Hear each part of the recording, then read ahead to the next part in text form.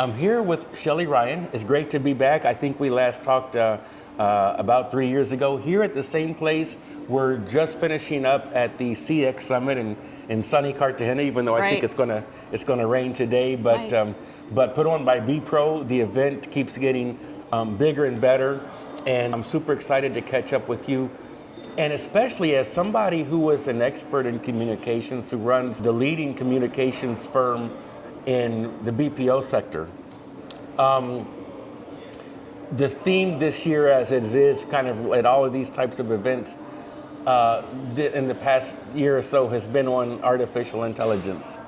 But I think it brings up an interesting question, and I wanted to get your thoughts about how, first of all, how has the rise of generative AI in the communications sector affected the industry from your perspective? Yeah, generative AI is interesting, but let me go a little broader just to overall AI. When you're looking at, all right, how do I put together a strategy? A lot of folks are going to ChatGPT and asking them to put together a strategy. How do you put together a plan? How do you do the tactics? How do you do the content? A lot of them are leveraging AI, which might be good from a productivity standpoint. But I think it's allowing us to rely on technology, and it doesn't allow us to internalize some of the information. And therefore, I think, just as a society, we might be losing our competencies. But that's good for some of the strategists, right, in communication, because the strategy part of it, you can't really say AI, do an interview like this. AI can't do that. Or it can make up one, perhaps, but it won't be real. Exactly, yeah. So what I find is a lot of the practitioners are relying on AI, generative AI, to do a lot of the tactical work.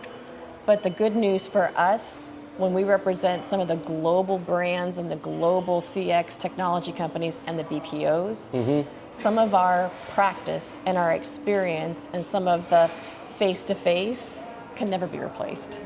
You know, it's interesting. I agree, and I think about one of the only bad things about being here in May is that aside from the CX Summit here, there's so many other great events. You know, Peter Ryan just had his event over in Munich. This year, IAOP just finished their event up in Chicago, the Outsourcing World Summit.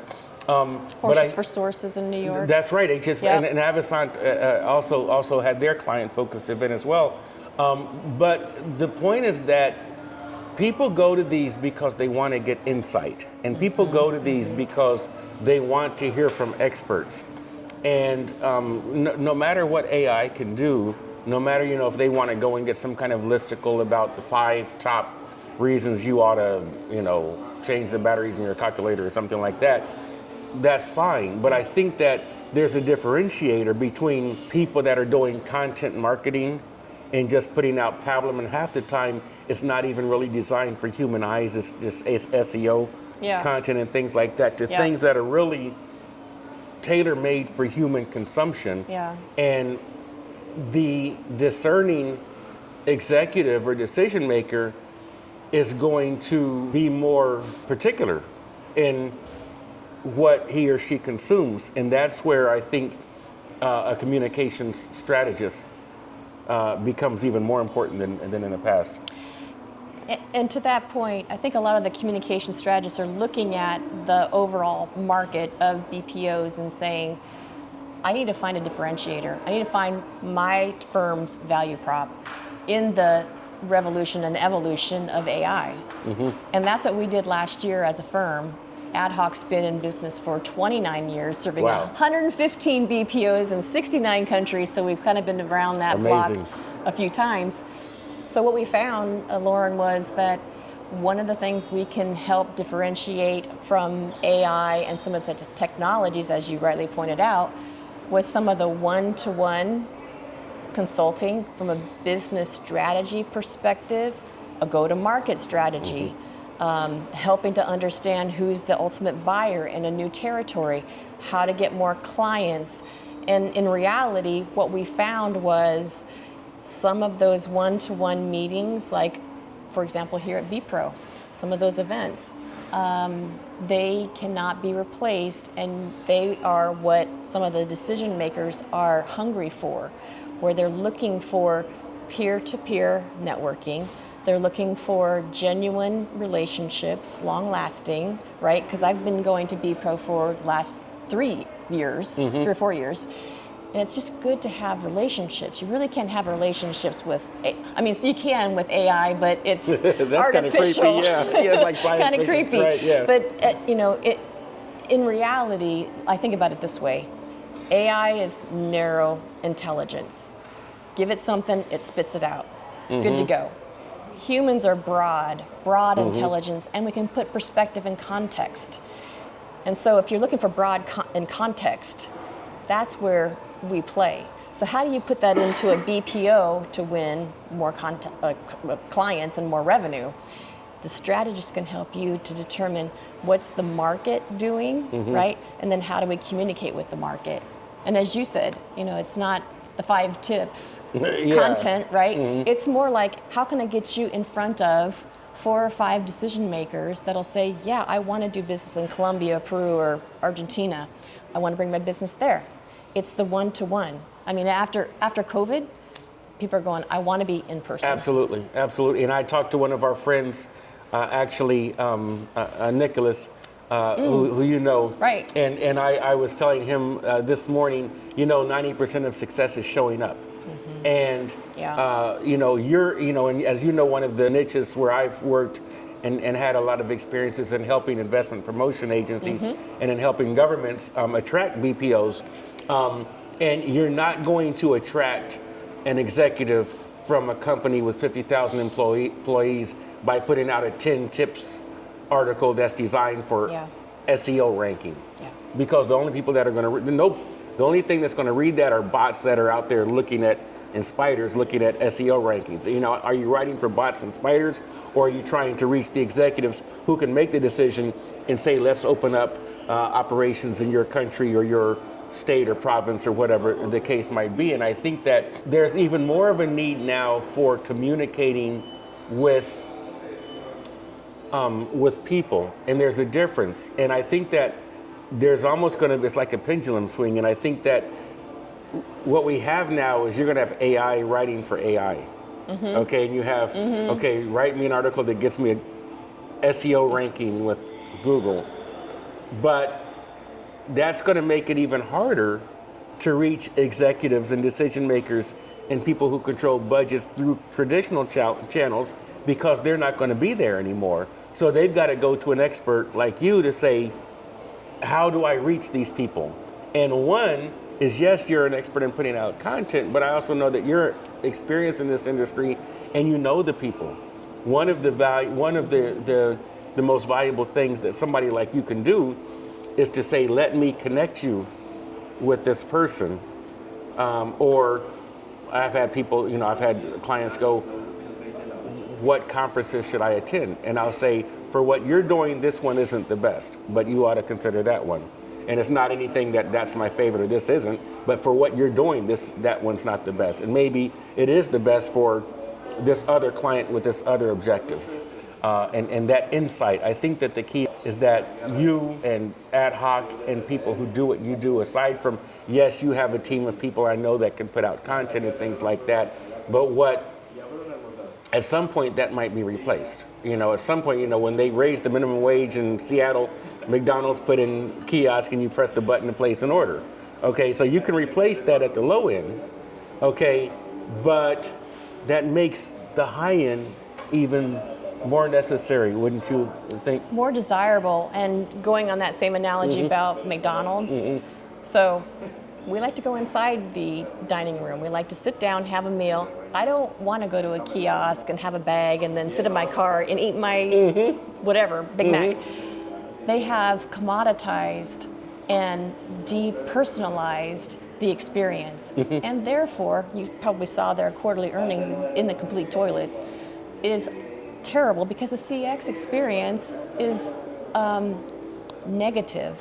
They have remodeled their McDonald's to be gray, colors of gray. Remember, it used to be orange, very bright, vibrant colors. Like, oh, I'm excited. I want to go to McDonald's and eat my Big Mac.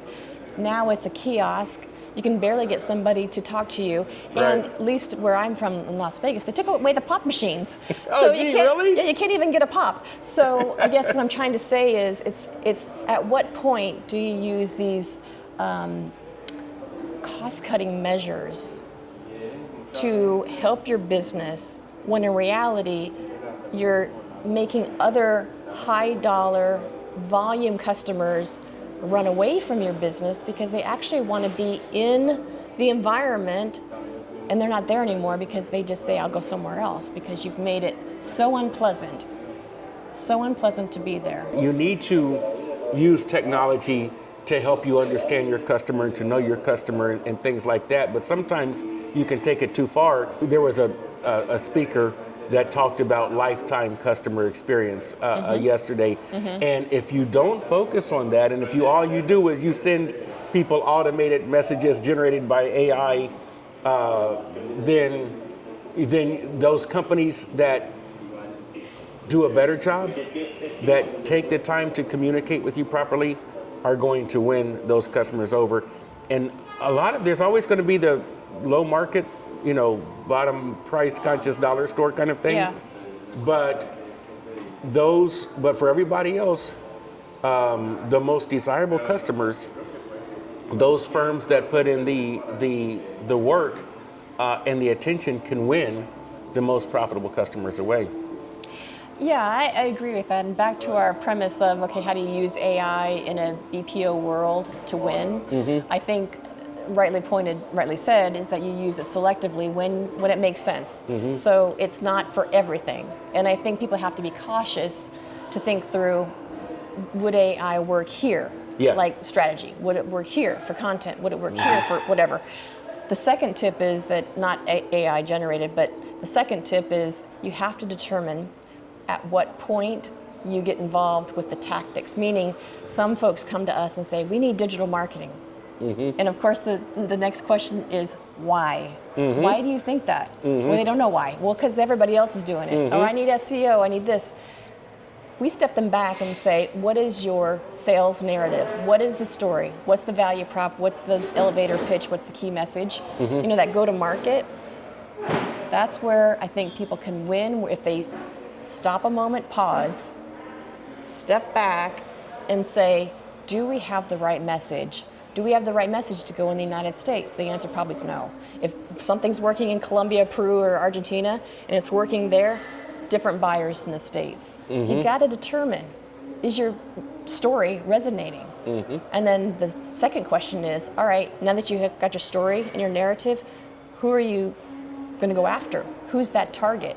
Because it might be gas companies in Colombia to determine gas leaks, but if that's not going to happen in the States, it might be something else like green energy or development. I'm kind of making that up, but you kind of get the point where you got to stop and determine if what you're doing in your country makes sense to go to another country. And that's the top thing that I see a lot of, which is, it works in Mexico. Why doesn't it work in the States? It's because it's different. It's just different. On the ground insight. People think that, you mentioned something interesting. You said like Colombia, Peru, and Argentina. 3 countries, Colombia and Peru are neighbors. Argentina's further south. But not even what's going to work in South America will work in North America, because it's a whole different world in Argentina than in Colombia. It's funny because I living here in Colombia, I grow hot peppers in my garden. The reason I do is because Colombians don't like hot, spicy food.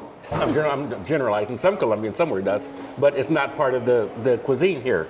You don't see hot food like in Mexico or Thailand or Peru. And so if you go, hey, this works in Mexico, let's do it in Colombia. Or Peru is a great seafood country. Colombia, people eat seafood here on the coast, but if you go to Medellin, where I live, yes, people eat seafood, but it's not part of the traditional cuisine. Okay, and so you're going to fail because you need people with insight who can say, in this art, AI is not going to do this. AI is going to go and look at heuristic analysis of the web and see how many times hot peppers are mentioned and because they have a sauce here that they call ají, which is more like it's not hot, it's like a salad dressing actually. And It's not like Dorothy Lynch. you know, they put it on like arepas and whatever. And, Okay. But they call it ají. So artificial intelligence might go, oh, look, ají. So this is going to work, and our analysis says you can do this. Yeah. But somebody on the ground with sense and insight can say, either that's not going to work, or your market is, maybe it'll work, but your market is much smaller than you think it will. You know, maybe you can support, you know, 2 of your hot, spicy, fast chicken wing restaurants in a city versus 20. Yeah, right. Okay, and that's the kind of thing that insight, and even when we look at marketing, the marketing messages, AI, you're going to get 5 listicles of blah, blah, blah, whatever. That's not going to give you the insight. That's the kind of thing where you need an expert in communications, an expert to give you that kind of insight. Let me, and you're generous with your time, and I know that I want you to have some time to enjoy yourself while you're still here in Cartagena, but let me ask you, with taking into account everything that we've just discussed, when, especially now in the light of all of this, you know, generative AI and things like this, when should first of all, who should contact ad hoc? Who should contact you? And when, in what situation should they contact you? Yeah, I have one last tip before I get into the when and where. So we talked about AI, when it's appropriate to use. Second, we talked about, hey, you got to get your sales message figured out in your go-to-market. But then third, we'd already covered it, but it's the third tip, is one-to-one, person-to-person. I'm not a big fan of exhibiting at conferences. I am a big fan of a smaller, intimate event where you invite 5 to 6 people and we break bread. So that's the third tip I would say, is to keep things small so you can have the one-on-one talks. So, you know, ad hoc's been around for 29 years, as I mentioned. When to get us involved is at the very, very beginning. If you think your pipeline is anemic, that would be a good time to bring us in, right? Or top if you're funnel. Top of funnel, but also it's like we're looking at an acquisition, a good time to bring us in, or a merger, because then we can synthesize that story. Or you're going into a new market, like I want to go to the States, I want to go to South Africa, I just, you know, acquired a team in South Africa, I don't know we can do that. And so, you know, who would be our likely candidate of a client? So we're a global business services service provider, which includes the ITO, the technology outsourcing, and from a technology side, technology companies, B2B, B2C, but then also some of our sweet spots are in call center, BPO, CX. So those 2 camps are generally where our red phone starts ringing. Wonderful. You know, one of the cool things, and you mentioned the value of intimate gatherings, and I do believe that those work best. But one of the cool things about when you come to something like CX Summit is the people that you want to meet with. You can pull them away from the summit, and either the day before or the day after, like we're meeting the day after, today. You know, or even like maybe an evening. And if you're going to do something more formal with your clients or prospects, have a dinner. And you know, it can be or doesn't have to be associated officially with the conference, but you can get the people where they already have the travel budget allocated and say, look, let's carve out some space at this and go across, you know, a beautiful city like Cartagena. Let's go to one of these nice restaurants in the, you know, colonial zone, and I'm going to arrange a wine test. You know, I come for a technology conference later in the year and called Endicom, and Hughes, the satellite company, has an off-site beautiful gathering. I mean, it's, oh my goodness, it's at the Sofitel, and it's mind-blowing. But they do it every year because they know that the people that they want to reach are going to be there, and it's become this can't-miss thing now. Cool. You know, and so there are ways to leverage that, and somebody, you know, your organization, of course, can help, you know, put the pieces together for that. They can reach us at adhoccr.com. That's the website, or look us up on LinkedIn. Wonderful, great. Shelli, it's great seeing you again. Yeah, likewise. I hope to see you later in Las Vegas, but we always cross paths, but always have a great time here in Cartagena at the CX Summit. Thanks, Loren.